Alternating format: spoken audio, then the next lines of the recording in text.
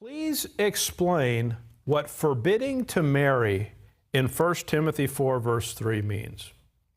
So get with me 1 Timothy chapter 4 and verse 1, 1 Timothy 4:1, and we'll start there. I believe this is a follow-up question to a question we did several weeks ago. So we'll start in 1 Timothy chapter 4 verse 1.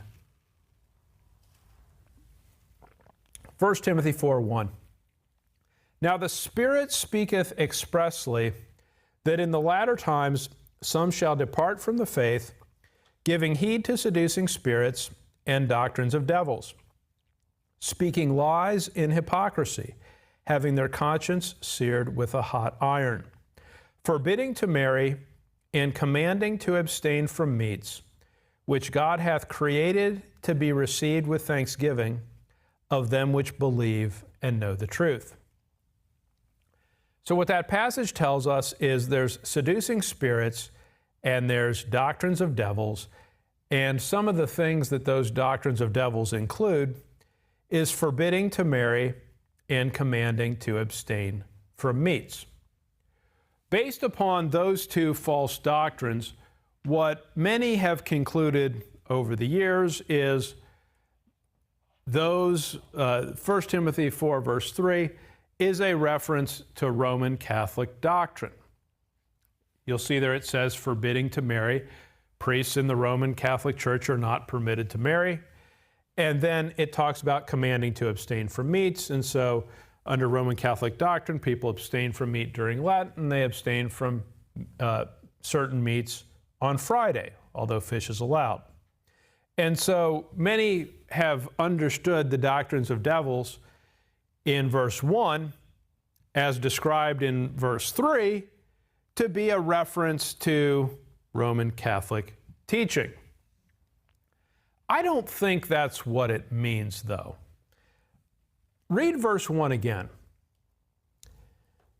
Now the Spirit speaketh expressly. So the Spirit is speaking explicitly, intentionally, that in the latter times some shall depart from the faith. So if you read verse 1 carefully, it seems to me what it's saying is there are some doctrines of devils, and they're not going to exist throughout the entire dispensation of grace, but they're going to emerge in the latter times, near the end of the dispensation of grace. Now, I suppose what you could say is you could say, well, there aren't really prophecies to precede the rapture, so you're always in latter times. You can decide if that's believable or not.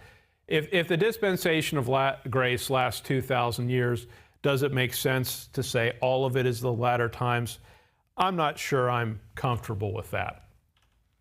So it seems to me that in reading verse 1, that the doctrines of devils must be something that is specific to the latter times, the end of the dispensation of grace. So with that, let's talk first about commanding to abstain from meats. And so I'm going to show you a couple articles here. And I'm showing you these because these are, I'm going to show you something that's well published. This is not made up. This is not a conspiracy theory. These are prominent sources. So here's the first article. Eating less meat can help save the planet. And the idea here is simply that climate change is destroying the planet, and one of the big problems is cows. And if we simply had people not eating cows, then there would be less greenhouse gases, and therefore we could save the planet. So eating less meat can help save the planet, and gee, if you're a good person, don't you want to save the planet? I'll give you another article here. This is from the World Economic Forum. Now, if you see at the top there, that's their brand. That's their mark, okay? So this is not like something I've made up. They're publishing this on their own site.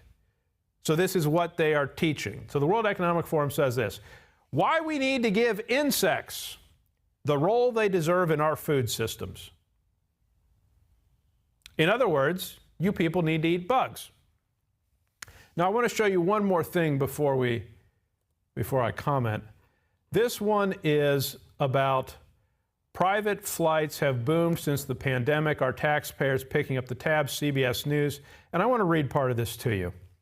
So we're just going to look here at these two paragraphs. Indeed, while flying creates more carbon emissions than any other form of transportation. So if that is true, what is the most harmful thing to the environment? Flying. Private jets are the worst of the worst. A person flying on a private jet emits 10 to 20 times as much carbon pollution as a commercial airline passenger, according to Transport and Environment, a European clean transport group. So private jets obviously are extremely destructive of the environment. In 2020, only about 0.0008%. That's, in other words, 8 people out of a million. So if you take 1 million people, 8 of them owned a private jet.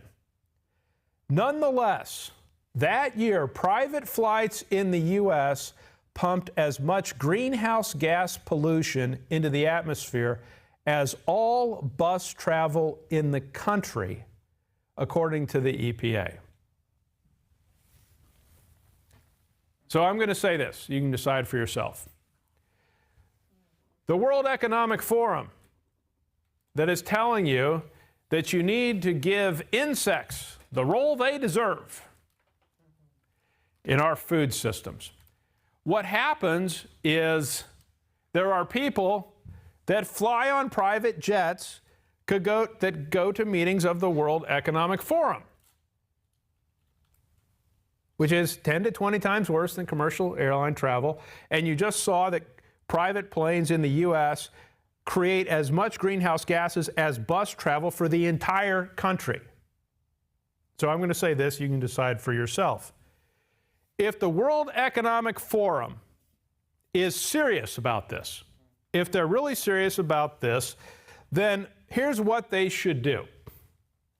For all their meetings, they should film all of their attendees flying commercial to the meeting.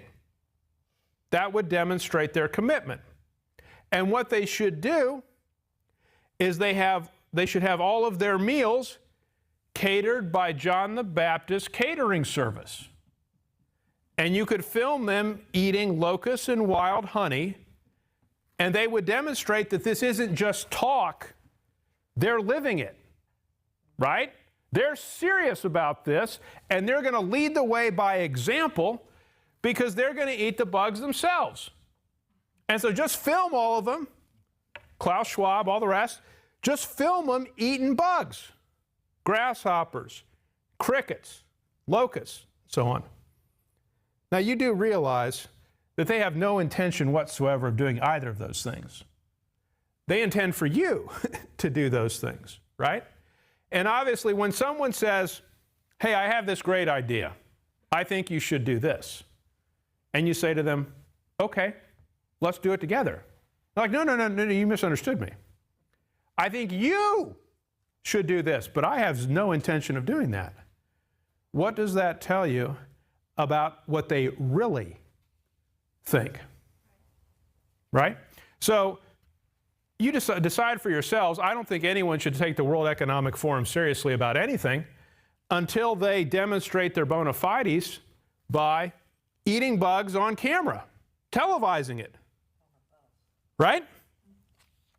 Now, I don't know for certain, so let me clarify here. Whenever someone says the rapture is next Tuesday, you should disregard that person because, we don't know. There's no scripture that tells us that. But it does seem to me that we are getting near the end of the dispensation of grace. And I say that because as I look out at the world, the things that are happening seem to correspond with how Paul describes the end of the dispensation of grace and how Scripture describes the events that follow the end of the dispensation of grace. So it looks to me like we're getting close. So it's entirely plausible, I'm not saying it definitively is, But it's entirely plausible that when 1 Timothy 4 talks about doctrines of devils, and then it talks about commanding to abstain from meats, it's referring to this exact climate change philosophy that says all you folks need to quit eating meat and you need to eat bugs. That seems to fit very closely. And since you didn't see this 100 years ago, were there people publishing articles saying, give insects the role they deserve in our food systems? Not that I'm aware of. So the timing is right. So it seems to me like that fits rather conveniently, doesn't it? Now, look with me at 2 Timothy 3, verse 5 for a minute. 2 Timothy 3, verse 5. Now, before you look at verse 5, look at verse 1. 2 Timothy 3, 1. When we were in 1 Timothy 4, it talked about latter times. 2 Timothy 3, 1, this know also that in the last days perilous times shall come. Latter is before last. Times in the Bible are years, days are days. So it looks to me like 1 Timothy 4, 1 comes before 2 Timothy 3. Okay? That's what it seems to me. Verse 2, for men shall be lovers of their own selves, and it gives you a whole list. Go down to verse 5. Having a form of godliness, but denying the power thereof. From such turn away. So what 2 Timothy 3 is teaching is that in the last days, what men will have is they'll have a form of godliness, but they deny the power thereof. What does it mean to deny the power thereof? Get with me Romans 1, verse 16. Romans 1, verse 16. Romans 1, verse 16. For I am not ashamed of the gospel of Christ, for it, the it refers to the gospel of Christ, for it is the power of God unto salvation. The power of God unto salvation today is the gospel of Christ. When 2 Timothy 3:5 talks about the last days, and it says they have a form of godliness, so they have an appearance of godliness, but they deny the power thereof, it seems to me what that is saying is they have an outward religiosity, but they deny the gospel of Christ. What would happen if I created a religion and it had all sorts of external trappings and works and so on, but it denied the gospel? Well, it would be empty, vain religiosity. It would be a form of godliness, but it would have zero power to save anyone from hell. Let me put it this way. Godliness without the gospel is not godliness at all. It's just empty, vain religiosity. It's inauthentic. What seems to me likely to be the case is we have, this has only happened in the last 50 years in the world. We have Earth Day, and we have increased worship of Earth. And seems to me, it is a religion, but it denies the power thereof if it denies the gospel of Christ. So with that as context, so now we need to jump into the question, what does 1 Timothy 4:3 means when it says forbidding to marry? We looked at commanding to abstain from meats. I think it's this stuff with bugs, but maybe it's something else, I don't know. But what about the forbidding to marry? Well, let's look at a couple more things here. So here's a CNN piece from 2022. It's time to break the patriarchal wedding paradigm. Here's how. In other words, the problem with marriage, according to that author? It's patriarchal. And of course, everyone knows that patriarchal is a bad word.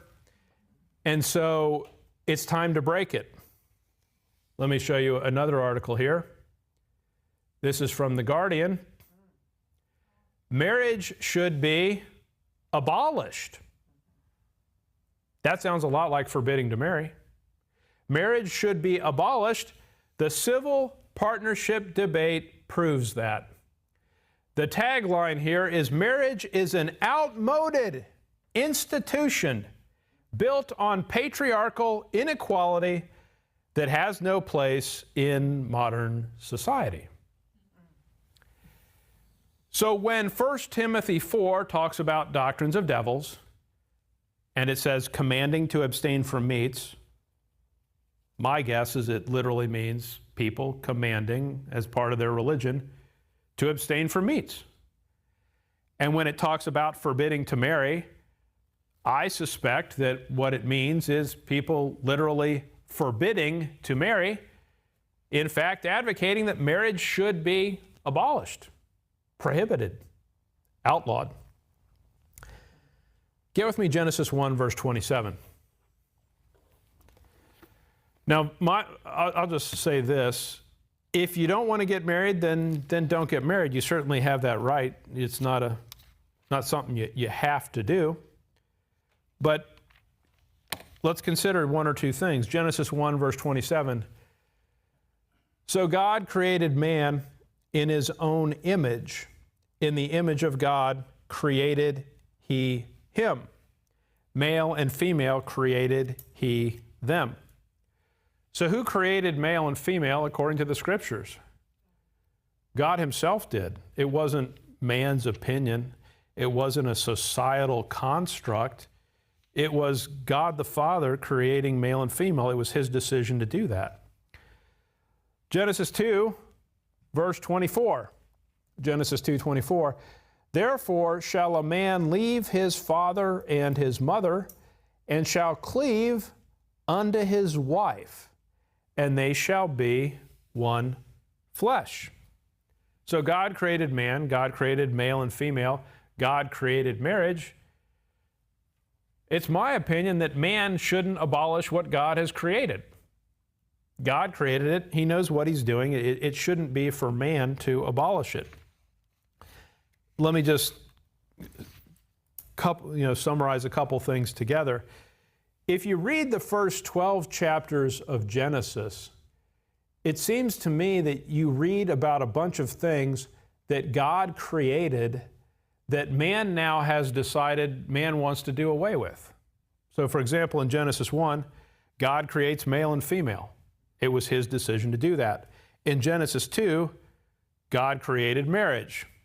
In Genesis 9, God gave government the authority of capital punishment. In Genesis 10, God created nationalism.